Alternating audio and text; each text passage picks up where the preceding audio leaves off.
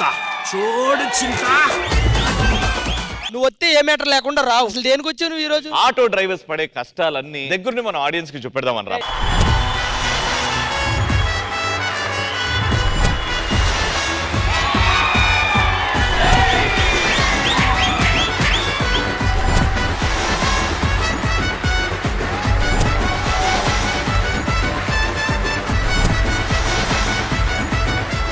నేను 2 సంవత్సరాల నుంచి ఆటో కొని అరుస్తున్నా, నా బండ్లు ఎవరెక్కట్లేదు రా. అయినా ఆటో వెనకాల మంచి కొటేషన్ రాస్తే కస్టమర్లు వచ్చి ఆటోమేటిక్ రాశాను రా. ఏమని రాసావు? లోకంలో లేవు కాకులు, నా ఆటోకు లేవు బ్రేకులు. ఎందుకు ఎక్కుతారా బ్రేకులు?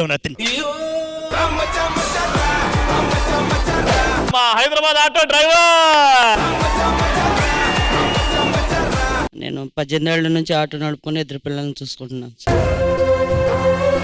నేను 2014 నుంచి నేను స్టార్ట్ చేసానండి ఆటో వేయడం. డిగ్రీ చేసుకుంటూ ఆటో నడుపు. మార్నింగ్ డిగ్రీ చదువుకుంటున్నావు, ఈవినింగ్ ఆటో నడుపుకుంటున్నావు. అలుడా గారెలుండా లోరలుడా పూరెలుండాలా, నీకు గారెలుండా లోరలుడా పూరెలుండాలా. ఒలతా బూర్లైతే పొలమంటే గారెలుండతో నా మీద ఎంత ప్రేమంతా.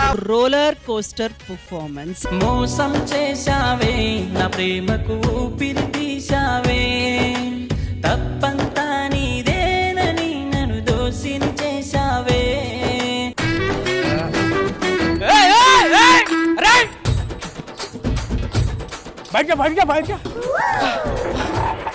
ఎటు? అరే తమ్ముడు ఎటు?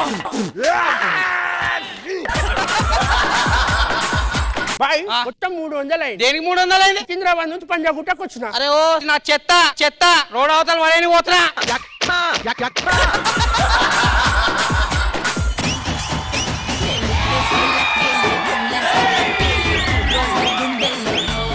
స్టేజ్ దద్దరెళ్ళిపోయింది.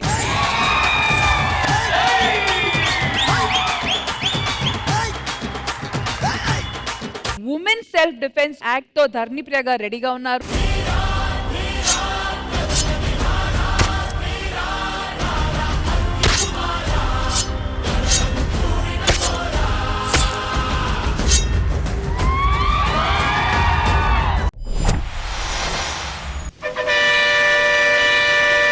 Sir auto sir.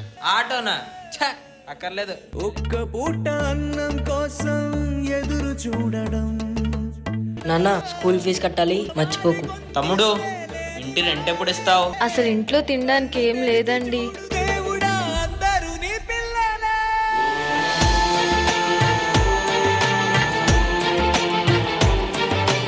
ఈ డబ్బులతో నా కొడుకు స్కూల్ ఫీజు కట్టొచ్చు. 6 నెలల నుండి ఆటో ఫైనాన్స్ కట్టకుండా తప్పించుకొని తిరుగుతున్నాం. ప్లీజ్ సార్, ఇంట్లో నా కొడుకు ఆకలితో ఉన్నాడు సార్, ఇంటి రెంట్ కట్టాలి సార్.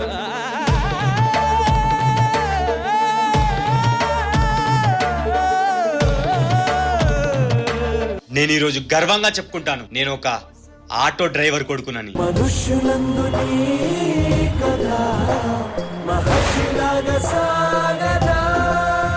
మా ఆయన చనిపోయి 18 ఏళ్ళు అయింది. అప్పటి నుంచి నేను ఆటో నడుపుతున్నానండి. ఈ అప్పులు నెలసరికి వడ్డీలు ఇవన్నీ నువ్వు సస్తే చావు కానీ మా డబ్బులు ఇవ్వండి. శ్రీదేవి డ్రామా కంపెనీ ఈ ఆదివారం మధ్యాహ్నం 1 గంటకు మీ ఈ టీవీలో.